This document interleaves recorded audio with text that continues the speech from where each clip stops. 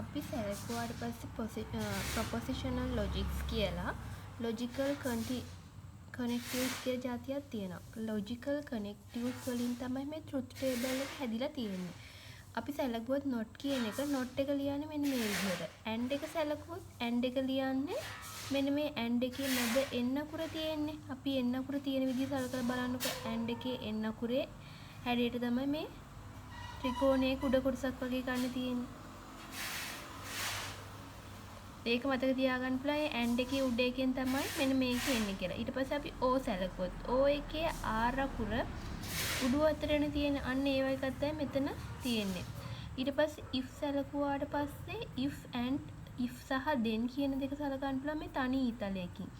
if and only if කියන එක මෙන්න මේ වගේ දෙපැත්තට වෙච්ච ඊතල දෙකක් කියන එක ගන්න පුළුවන්. අපිට මේක මතක තියාගන්න සරල ක්‍රමයක් තමයි if දෙකක් තියෙනවනේ. එතකොට මේ දෙපැත්තේ හිස්වල දෙකක් තියෙනවා කියලා මතක තියාගන්න.